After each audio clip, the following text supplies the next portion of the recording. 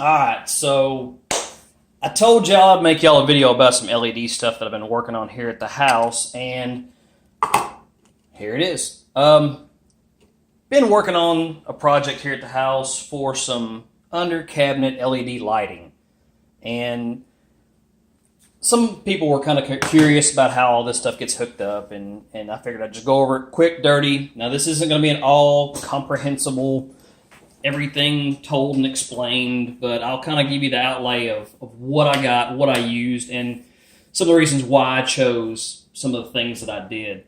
Now, we've got the LED strips that I chose here. These are a dual row LED strip. They have 2 rows of LEDs. It's not really a common one that you find a lot of people using. A lot of folks use the thinner strips that just have a single row of LEDs going down the middle of the strip. And what I found that I didn't like about those was they alternated back and forth. You'd have a white LED and then a colored LED and then a white. I didn't want a big gap between my white LEDs and then a big gap between my colored LEDs. But I want density of light, so I wanted more LEDs per meter. And the greatest way I found to achieve that was to go with one of these strips that has the dual row LEDs. It has a single row of white LEDs and then a single row of the red, green, blue LEDs. Now, some of the other things to consider with these dual strip LEDs, they sound great and all, but there is a little bit more work in them. A lot of times to hook up these LEDs, you'll buy something along this line, and it's just a little clip that goes on to the end here where the contact pads are. And basically one of these will just clip on here, and that'll allow you to extend your wiring, or you can cut these in half and have some decent wire to solder onto, because soldering onto these things, while it can be done, it isn't really fun to do. But problem I have is these right here are mainly used for, or they are used for, the 10mm LED strips. And the problem you have whenever you're trying to use these is this is too narrow to work on this double row strip, and the pins aren't spaced correctly. They don't line up. These will not work on the dual row LED strips. Now, they do make connectors for these dual row LED strips, and I mean, you can get them on Amazon, just like all this stuff I found you can get on Amazon. But the problem there is the price. I mean, 10 of these you can cut in half and have 20 connectors, you're going to pay like $7.99 for that. For just like 5 of the 13mm wide 5-pin connectors, it was like $15, and I'm like, man, I'm a cheap ass redneck, just like most rednecks, and I'm like, screw that, hell with that. I'm not going to pay that much extra just for some connectors when I've got my soldering rig here. I can solder my own. I mean, just if you're not able to solder, or if you just don't want to solder and you're okay spending that extra amount of money, go with the 13mm wide 5-position strips. If you don't feel like soldering at all, or want to keep your soldering to a minimum and really do not want to solder onto this printed circuit board, I understand. Go with like the 10mm wide strips and deal with a lesser amount of LEDs per meter. Now, this strip of LEDs actually has a silicone encasement on it. These are the waterproof style. And if you look here at the end, you'll see that they got a waterproof end on them. And here you'll see the 5-conductor wire and those are the 13mm connectors right there that were more expensive. But I didn't want to use their wiring here. And there's a couple reasons for that. One, I don't care if it's waterproof or not. These are going underneath my cabinets. I don't really care that they're waterproof. They're not like going to be placed in and around a swimming pool or any great body of water. They're just under the cabinets and on top of the cabinets. I don't give a shit about that. So I pretty much just hack these off. And if you look, you see there's a great big ass knot where they've had to run the wires around one another to kind of make their connections. I want this to lay as flat as possible. This is not going to lay flat. I mean, this is going to be a big, huge ass lump underneath the cabinet. I don't want that. I don't want that. So I decided to solder my own. Now, where you'll actually be soldering to is right here. And if you look at these little strips of copper pads right here, that's actually where you're going to be making your connections at. If you look here, you can see that every 6 LEDs, you'll have one of these little spots where you can actually cut. And you want to cut in the middle of that because you're going to have half your pads for soldering on this side and half your pads soldering onto this side. So whenever you make your cuts, use sharp scissors and be very, very careful. Make sure you're lined up just right, because if you cut too close on one side or the other, you're setting yourself up for a lot of trouble. So do yourself a quick favor whenever you're cutting these to length. Be very, very, very careful. A quick intro on how these red, green, blue, white, or RGBW strips work. You've got this row of conductors here, and they're all tagged. Like this one over here to the far left is ground, 12 volt, G, R, B. Now, ground is not something you'll usually find on these strips. And just by hooking up the wiring on these, I kind of figured out what was what. And that's one thing you always want to do whenever you've got everything laid out here on the bench. You want to test it out here in the open.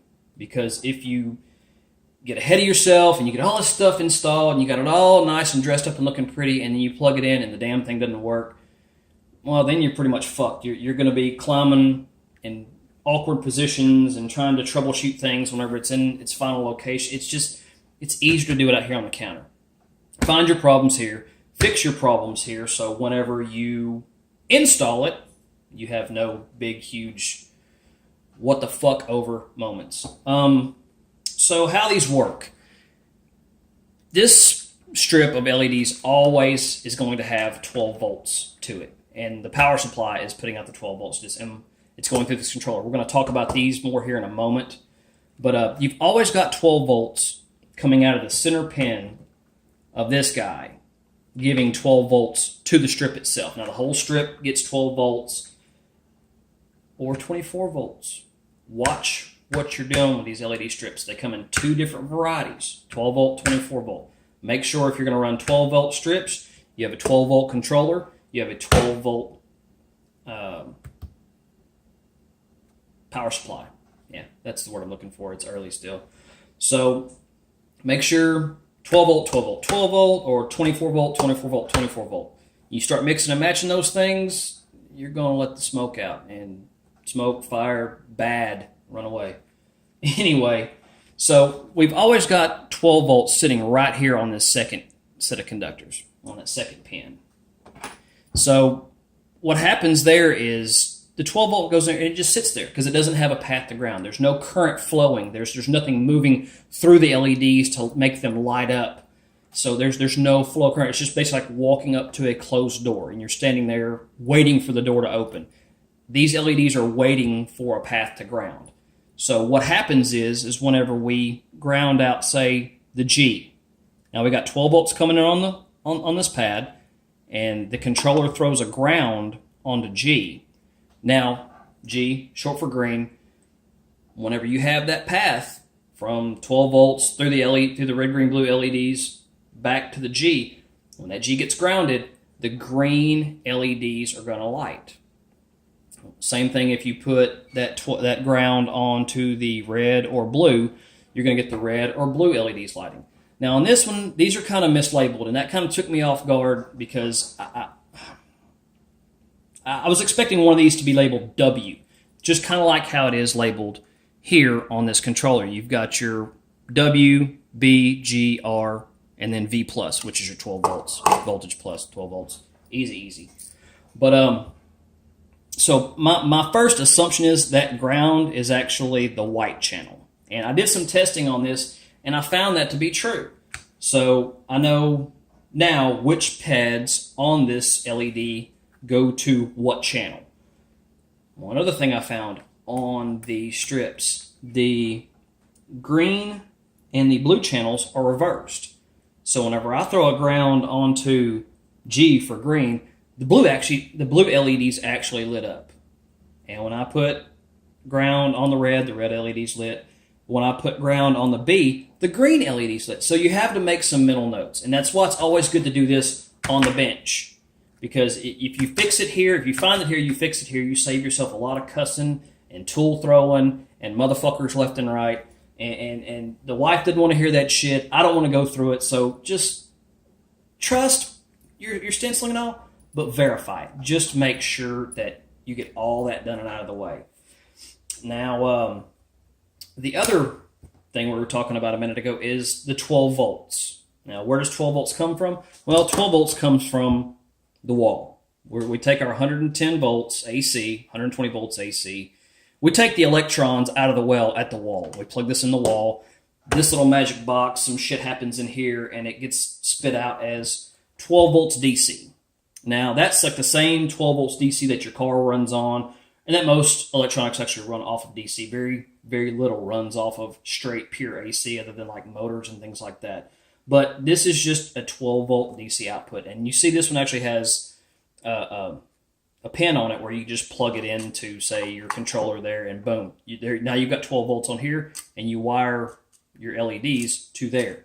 Now, you also have the option on here to run bare wire power in. Now, these two connections here, your power plus and minus, and this power plus and minus, same thing. It doesn't matter. You can use either or, just pick one and go with it. I went with the connectorized one because I found this converter with the correct plug on eBay for a few bucks. Why not? And this is a, if you look here on the back, it'll tell you this is a 100 to 240 volt AC, 50-60 hertz, which is standard wall outlets here in the US. And the output is 12 volts at 10 amps. Now, I know from doing a little bit of research on these LED strips, like a 5-meter strip, these things are sold in 5-meter reels, 16-foot approximate length. One 16-foot roll will work perfectly on a 10-amp power supply. So for every roll of LEDs that you're going to be installing, for every 16-foot of LEDs you're going to be installing, use one of these and use one of these. So one of the other things that make this really easy to hook up is, where's my hookup wire at? Let me find it real quick.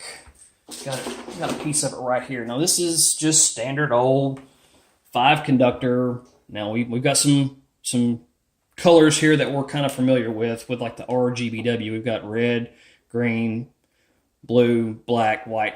Now white's gonna go to the white channel, blue, red, green. Now black, normally red is your positive 12 volts, black's your negative, but in this case we're going to use the black for the 12 volt positive. Now these can be anything you want. You can have any of these wires do any specific thing, just as long as you know that at one end and the other, doesn't matter what color it is in the middle, the electrons don't care what color the insulation is on this wire. Just know and double check that the red channel on the LED strip is going to the red channel output of the controller. The green is going to the green, the blue is going to the blue, the white is going to the white, the 12 volt's going to the 12 volt. It doesn't matter what colors we use here. And the problem I ran into with these is the sequence that these pins are in, they don't match up on the colors. Now, ideally, if it was a perfect world, there was a standard for these pinouts, and there was a standard for this cable, they would just work out perfect and lay flat, and they would all be on the correct one. But that's not what we end up having here. And that was kind of a thing I had to grapple with on how I was going to install this was, do I want to go color for color to make it easier, or do I want to just make myself some notes? That's going to be something that you're going to have to figure out on your own. And I can help you with that if you got any questions or comments about any of that stuff. But for the most part, I mean, you just hook the stuff up. You just go red to red, green to green, blue to blue. And now on this one, life was made a little bit more difficult because they mislabeled the green and the blue channels here on the PCB. So you also have to take that into account. So mainly what I wanted to do was just lay these out where they're going to be nice and flat. And that way I don't have a whole big, huge, massive wires just crisscrossing it and trying to get all that crap soldered and have that big lump of wires. And I want it flat. I want it flat. I want things easier. Even if the wiring's a little more complicated, and even if the color code's a little more complicated, I wanted things flat. I was looking for a clean install, and that's kind of what I got out of these. Now I've got a couple that I've already done. I've got the last set of cabinets over here to my right to do. So here's what I ended up doing with these. If you look here, the white's going to the ground leg. The 12 volt plus is going to the blue. The green pad is going to the red wire. The red pad is going to the green wire. And the green channel is going to the black wire. But remember, green and blue are swapped. So after I got it all hooked up and got it all tested, I made me a cheat sheet. On the back side of my controller here, I kind of wrote what color wire was supposed to go to what terminal in here. So that's kind of what I did to kind of help myself out to cheat a little bit. Now, if we hook these things up, we'll go ahead and give you a quick rundown on how to make these. Now, I just went ahead and stripped just a little bit of wiring, just a little bit of the insulation off of these wires, and just twisting them up. See, they kind of fray out on you a little bit. The wire just wants to go everywhere. Give them a little twist, and normally I'd hit these with a little bit of solder just to kind of keep those wires together where you didn't have to worry about them fraying out. And because all it takes is one little small hair wire across these terminals to start causing all kinds of crazy things to start happening. And you're scratching your head, wonder why the hell you're getting these strange color mixes. Whenever you're supposed to be getting straight red, you're getting purple because you've shorted out on the blue channel or something along those lines. But so just try and keep your kids in the street. Try and keep your wires from touching one another inadvertently. Use a little bit of solder. Use a little bit of twist on the wire to help these things out. Now, one of the other things I haven't really spoken much about is we know we're controlling these LEDs with this controller box. Well, where does that box get its signal from to control the LEDs? Well, there's a remote. Now, you can get a wall-mounted remote. You can get a handheld remote. You can get there's a couple different options. Now, I went with this dude right here, and this is just, it'll control up to 4 groups of lights. You got your color selection wheel here that you can pick out any color in the rainbow that you want. You got your dimmer up and down, so you can get them brighter or dimmer. M is for modes. You have like 9, I believe, preset modes that this controller will like flash and blink in different colors and strobes, and you can speed it up or slow it down. But the main thing that I want to show you here were these 4 different groups.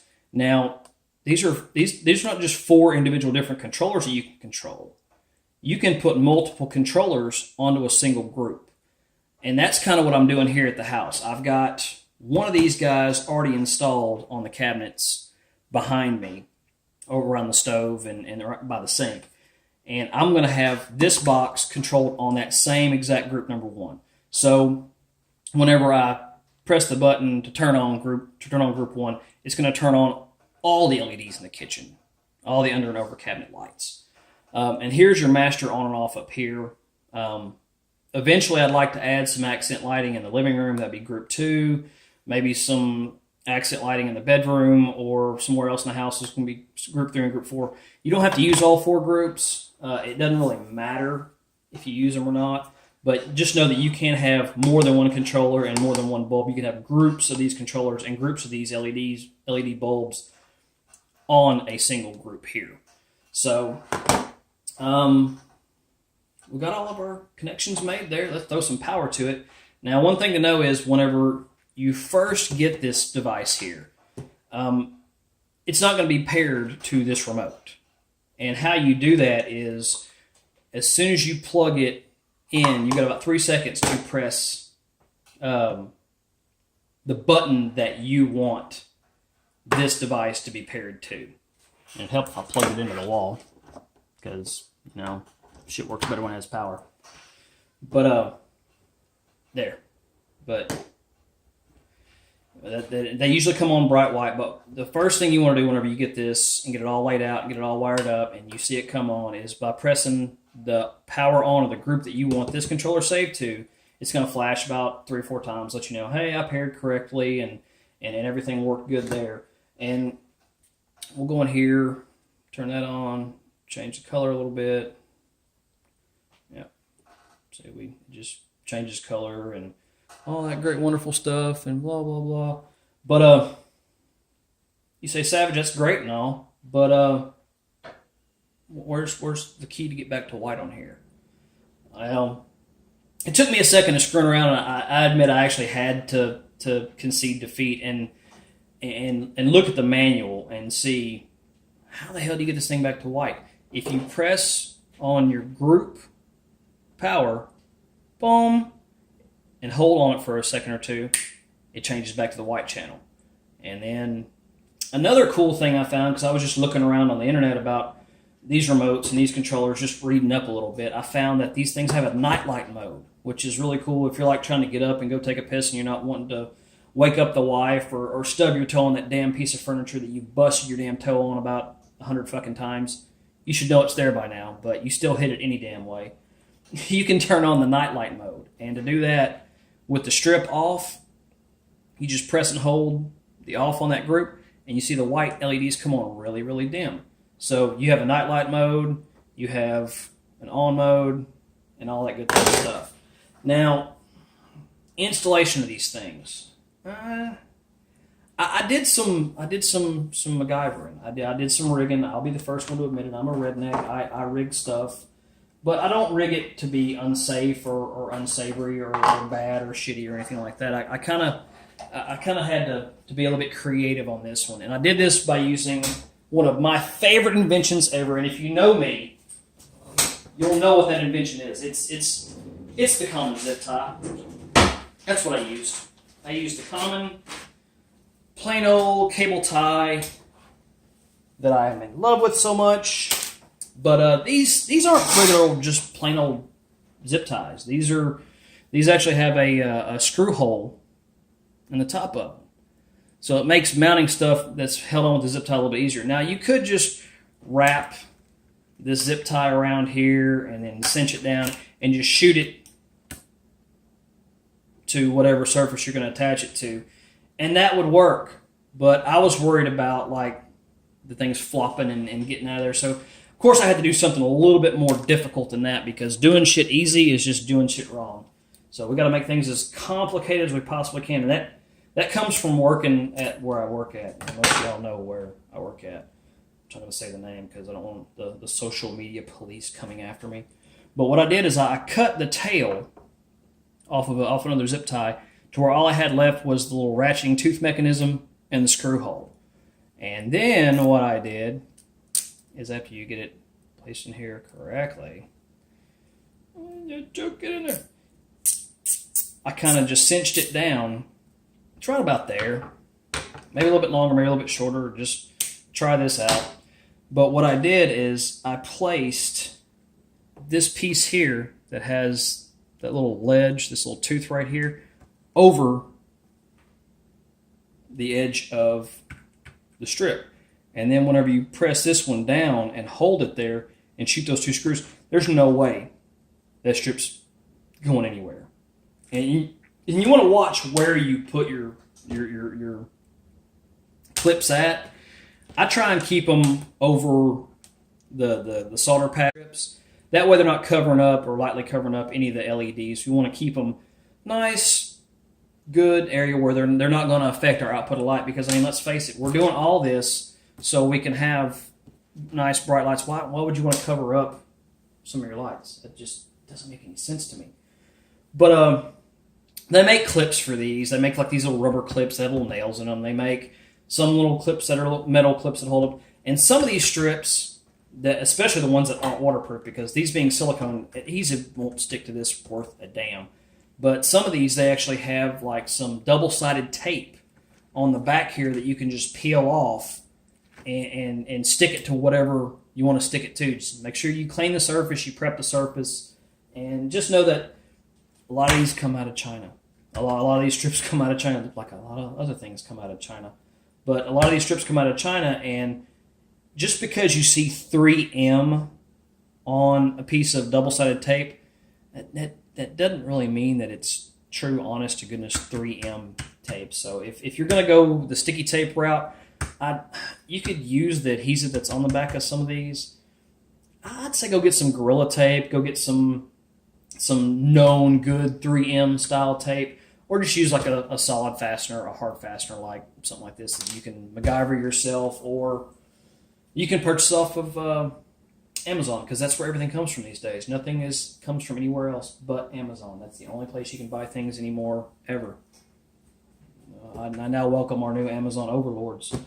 But that's the quick, that's the dirty, and I'm going to go ahead and get these last two strips above the counter and below the counter installed and wired up, and I'll kind of show you how I ran my wires, how I routed my stuff, and how I hooked up these guys.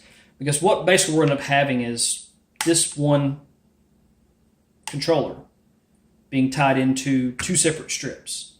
And to do that, you don't have to come off of the end of one of the other strips and run it to the next one. That's series wiring. When you go into something and you come out of that same thing and go to something else, so you basically have to chain it all together. We're going to be paralleling these, which means we're going to have two white leads in this hole, two red leads in this hole, two black leads in this hole. We're going to have two of these wires wrapped up around one another and terminated here.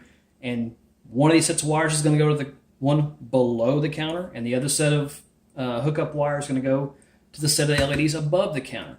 That's called parallel wiring, because you're paralleling. Those two wires are running parallel to one another. They're not running series where they're end to end. They're paralleling. So you can parallel plenty of feet of this stuff together. I wouldn't, like I said before, I wouldn't go over 16 foot. You'd want another controller, and you'd want another power supply if you're going over 16 foot. That's kind of why I broke up these LEDs in the install at my house the way I did, was so I could have basically like one roll dedicated to one side of the kitchen, another roll dedicated to the other side of the kitchen. I've actually got 1, 2, 3 sets of leads going into my other controller that's feeding the other side of the kitchen. So you can have 3, 4, 5 runs, as long as the number of feet of LED strip that you're running with this one controller doesn't go over 16 foot, you're going to be all right.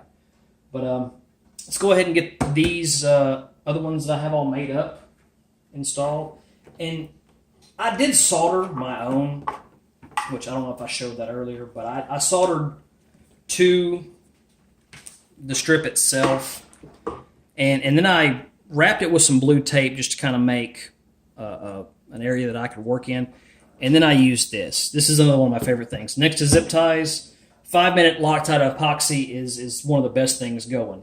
So I made like a little trough right here and just mixed up some 2-part epoxy, and then I sealed this to where this is rigid now. This is hard. I can pull on this. I can twist on that. I'm not going to break these little traces, because these little copper pads here, I mean, they go through the board, but I mean, they're not really stout. They're not really heavy duty. They're not going to take a lot of bending and flexing and pulling and torquing and things of that nature without either the trace ripping off the PCB, printed circuit board, or without the solder joint failing or one of your solder wires popping off or breaking. I mean, this right here took about an extra 6 minutes. That's including the time it took for this epoxy to dry well enough for me to be able to handle it and work with it and all that. So, I mean, if you're going to have to solder these things, it's worth it. It's absolutely worth doing it this way. But one of the other things that I was going to tell you was some tips for soldering. I know a lot of you may not solder very often. I've soldered, I don't know how many miles of wire in doing all the car audio stuff and all the things that I've done with electronics throughout my life.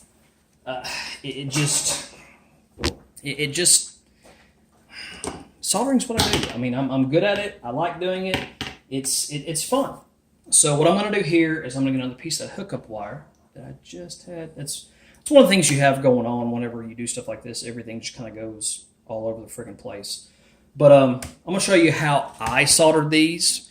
And let's get a little bit closer down here where we can get into frame a little bit better. I apologize for my tripod setup. It looks like a failed abortion because I'm using my phone, and I literally have my phone zip tied to a tripod. So it's not the best, greatest thing in the world, but it works. Now, I'm using my OU soldering station. I've got my temp set right now at about 440 degrees. So, I mean, it's going to melt solder really well. One of the things you want to know, or to know when you're soldering, is solder sticks to solder.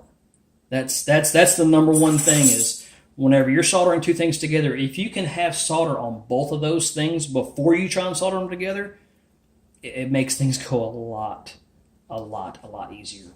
Number two, use enough temperature. You don't want to be sitting here holding your iron on that pad, waiting for it to heat up, for your solder to go liquid. All the time you're spending with that iron touching that pad, these are copper traces. And the only thing that copper conducts better than electricity is heat. I mean, copper moves heat very efficiently. So you're heating up these LEDs, you're heating up these surface mount resistors on this PCB. So the less time you're touching that pad, the better off you're going to be. So you want to have plenty of heat doing this, and that way you're just on and off, you're done quickly. We're going to do what's called tinning now. That's where you put a small amount of solder on each one of these pads without bridging them together. That's where you got to be real careful and have a tip that's suited for the work you're going to be doing. So we're just on a little bit of solder, boom, it makes like a small little solder ball on there, and that's what you want, just a tiny little amount of solder on there. We're not putting a lot of heat in that component. I mean, I could sit there and touch that right now without burning my hand. I didn't overheat this component. Now, if you look right there, you'll see those 5 little solder balls. They're just barely sticking up off the surface. And you don't need a whole huge glob. You don't need a megametric fuck ton of solder on these things. You just enough solder to make the damn thing stick and stick well. So I've kind of got my wires all stripped out here, and I'm going to go ahead and tin those. And I'm using my little helping hands here. Let me check, make sure I'm in frame. Yeah, I'm using my little helping hands here, and same thing applies. You want a little bit of solder on these wires. You don't need a fuck ton. You don't have to sit there and have like a half a roll of solder on each one of your wires. You just get enough on there to work. Boom. All right, those are 10. Ta-da! Quick, easy, dirty, done. And now one of the things we want to look at is look how much I stripped off way too much wire there. I mean, way too much. If I tried to solder that on there, it might come into contact with these legs here of these surface mount LEDs. And those are all 50-50. That's 50 mil by 50 mil LEDs on that board. If you're wondering, I'll try my best. I've never really done a whole lot with links and descriptions and stuff on YouTube, but I will do my best to get y'all some links in the description to the things that I bought. Now, what I bought might not work for what you're doing, so my advice is do a little research, check things out, figure things out for yourself. And if you have tried to figure things out for yourself and you can't quite get it, shoot me a message. Either MajikSmoke, MAJIKSMOKE @gmail.com, or ask me a question down here in the comments. Now, we can go, because I want to keep these things as flat as possible, I can go two ways. I can go this way, or I can flip it over and go this way. Well, now the ground pad, we know from our testing of these things that ground is actually the white channel. And white is one of our outside wires. So we'll at least have one of our colors, right? I mean, who cares, right? Because colors don't matter, just like everything else in life. Color doesn't matter. If I could teach some people one damn thing in this world, it would be that color doesn't matter. A lot of people try and make a huge deal out of color, and I fear for our whole world, man. Things are getting crazy. People are getting pissed off about the slightest little things, and people are getting their feelings hurt, and people are afraid to speak their minds. They're afraid that, oh, if I say this, it might offend this person, or it might hurt that person's feelings. Well, you know what? Say what you're going to say. Be a fucking man about it. Say what you're going to say, and if they like you for it, they like you for it. If they don't, then obviously you didn't need to be fighting around with those people any damn way. And that's my rant on that. This is not a political or a racial discussion. This is a discussion about LEDs. And all I'm doing here is I'm just laying my wire down on the very, very top middle of that little solder ball on here, and just pressing down with my finger to hold the wire in the center of that solder ball. Now, it's going to try and slide off to one side or another. But and be careful when you're doing this, because you can burn your freaking finger if you're not really watching what you're doing. But just click on, click off, melt the solder, boom. And now we have 5, well, not the most perfect solder connections in the world, but they'll work. And what I'll end up doing with this is taking a piece of my blue tape. I'll kind of show you how I encapsulated these if you decide to do this yourself the same way that I did them. I'll show you how I did what I did. Now, blue painter's tape, great stuff. Works exceptionally well. I use it for here and there, and sometimes from everywhere. But the problem with this stuff is it doesn't stick extremely well. So, but the good thing about painter's tape is it sticks to itself pretty readily. So, I cut these little dog ears down to the side, and if you lay one of these over the top like that, and then take another piece and lay it over the top like that, the painter's tape sticks to itself. And then you lay this out nice and super flat, which is a pain in the butt, because the way they just wrap this wire up around their hand and throw it in a bag, so it doesn't really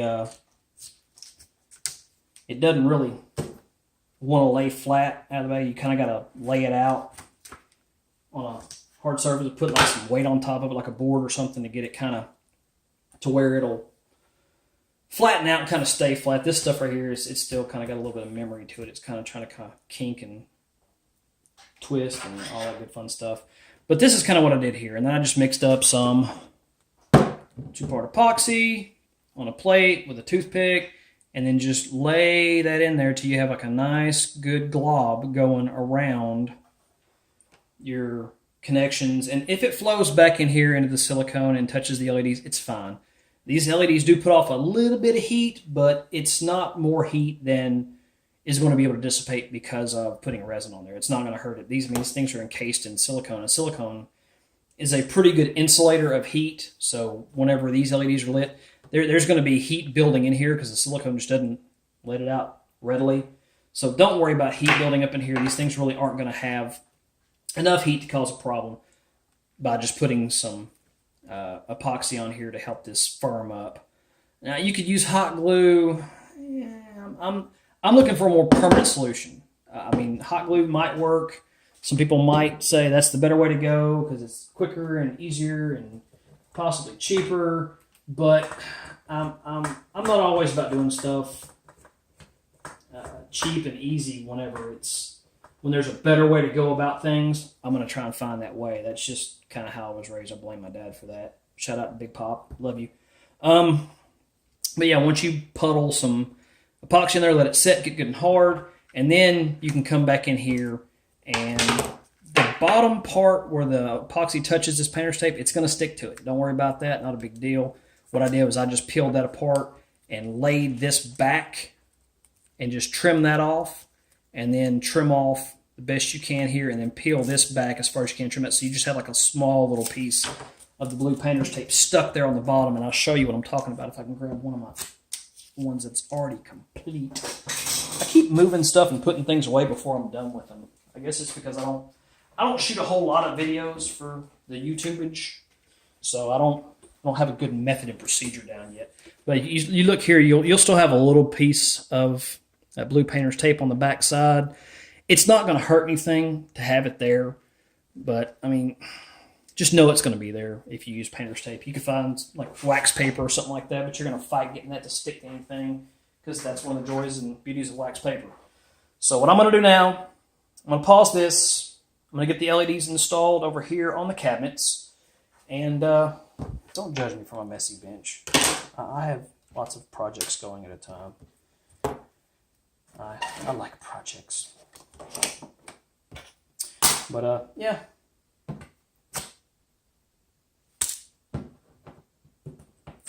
Ta-da! But yeah, I'm gonna get these things installed. I'll start the video back up. I'll kind of show you what I got, and It's going to be marvelous. See you in a minute. Well, it'll be like a second for you. Stupid YouTubers. Okay, what's up? I know in the last video I told you I was just going to pause you and pick you right back up. But my big fat crumb snatching fingers don't know the difference between pause bars and a stop square whenever it's all rigged up in the tripod. But here we are picking back up. We've got power going to our converter, our 12-volt converter going to our controller, and these wires right here, it's two separate sets of wires. You see we got 2 whites, 2 reds, 2 blacks, 2 greens, 2 blues, just like we said we would, because we've got one strip secured underneath this cabinet with our little clips there, and then one of those wires is feeding that, and then the other clip goes up here where it's all dusty and nasty, and I just kind of got thrown up there. Now, how I got this wired up was I had to drill a few holes. I drilled one hole right here into this cabinet, and once I got inside this cabinet, I went up, I had to drill one more hole in a shelf in there, and then where I came out at was I drilled out right there. And I had to drill 3 holes essentially. And with my cabinets, I had a gap between where the cabinets touch here. And that allowed me to just chase one wire straight up in that gap. Used a fish tape to get it up. And you can see the wire coming out there and going over here and hitting into the LED strip. And the strip continuing on down until it ends right there at the top of that cabinet. So if we now press our on, now we see we have beautiful LED lights above our cabinets. That's the pure white. And over here as well, those are the ones. There's my router and my switch and my hard drive and all that. And we've got them underneath that cabinet there as well. So we've got all the cabinets, and you'll notice that whenever we use our controller here and change the color, that both of turn the intensity up some so you can see, turn the brightness up a little bit. Both of the strips, now these are 2 separate controllers. The ones controlling the left side of the cabinets and the right side of the cabinets. Those are 2 separate controllers on the same group. So they're both controllers have been paired to group 1, but they are essentially doing the exact same thing at the exact same time. So that's one of the benefits of being able to group multiple controllers to a single group of the 4 here on the remote. So if I press off, they both go off, on, they both go on, they both change the exact same color. Now, one of the other ways that we can control this is if you look up here above here, there's my Raspberry Pi. And this Raspberry Pi has an AOTech Z-Wave stick plugged into it, and that's what controls a lot of my home automation stuff. One of the cool things about these MiLight controllers is they can also be controlled by this dude. Now this is it's a MiLight bridge, and basically what this bridge does is it's a translator. It translates what your router talks to the bridge, and the bridge also talks to your LED controller. So now we can control these lights either through the home automation Raspberry Pi, and we can also do it through an app on the phone. And it's the MiLight 3 app. You can find it in the Apple Play Store or the Apple iTunes Store and the Google Play Store. And so you can control these lights with the handheld remote. There's a wall-based remote. With that little hub that I just showed you up there above the fridge, you can control it with that hub, and that hub can also be controlled through the app on your phone and through the home automation talks to the hub, and the hub is just basically like one of these. But instead of actually pressing buttons to send signals to this, the hub sends signals to these controllers. And it's the app looks almost exactly the same as these remotes. I mean, the screen layout, everything looks almost exactly identical. So it's going to be easy to either use one or the other. And one of the neat things I liked about the hub is I can control the lights from anywhere. So if the wife and I are out somewhere and the Wookie dog's here at the house and we don't have any lights on for him, I can just open up my app and turn on a light for him, or turn on a light where we usually keep him hemmed up in the bathroom. Isn't that right, Whoop? Yep, the bathroom is where I stay whenever my mom and dad aren't here, because Mom and Dad don't trust me to run the house. And that cute face, yeah, don't trust him to run around the house by himself. Bad things may happen.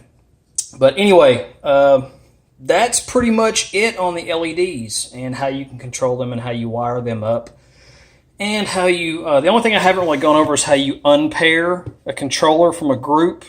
I'm not going to unpair this one because I got it all paired up, and it's just, I can't do it one-handed. I've taken my phone off the tripod, so I can't really do that. So you basically unplug the power here, and then plug it back in, and then you press like the off button on the group that it's paired to. You hit it like 5 times within like 3 seconds or something like that, and the strip flashes a couple of times to let you know that that it has been unpaired successfully. So yeah, now all I got to do is put the stuff on the counter that goes right here back and get all that. Now I'm probably going at some point in time wrap this up with some either Flex Loom or some black tape or something just to kind of help disguise it. And it will go right up here against here and just follow it down behind. I've got a ultrasonic cleaner that goes here, and the other microwave and cutting boards and all that. So we have stuff that normally lives right here. So this will be just kind of tucked behind those. And these things work on a 2.4 gigahertz radio signal. Not really too susceptible to interference. Have pretty good range to them. So, and like I said, I will try and put all of these links in the description to let y'all know what I bought. And this is, like I said, you can do this yourself. And one of the reasons I went with this type of setup was I looked at the price of these kits, and the pre-made kits are it's ridiculous. For a few $100, I mean, they give you the LED strips, and most of it's all pre-wired, and it's just plug and play. But you end up having to cut the strip and then make splices in it, and it just a solution like this, which you have complete control over, and what you do and what you don't do, and what you can change and what you can't change. That's all up to you. You're not handcuffed by one of these kits. And this right here is a lot less expensive than buying one of the pre-made power converter, LED controller, and LED strip on a roll. One of those solutions was far more money than this setup here, and it's a lot less customizable. And that's what I want. Is I want the ability to make this exactly how I want it. So I hope you learned something. I hope you enjoyed some of this. I hope it wasn't just a bunch of technical jargon that gave you no benefit whatsoever. And if you did learn something, I'm happy for you. If you didn't learn a damn thing, well, I kind of ask you why you spent time watching 2 different videos about this subject. But I guess I'll see y'all on the next one.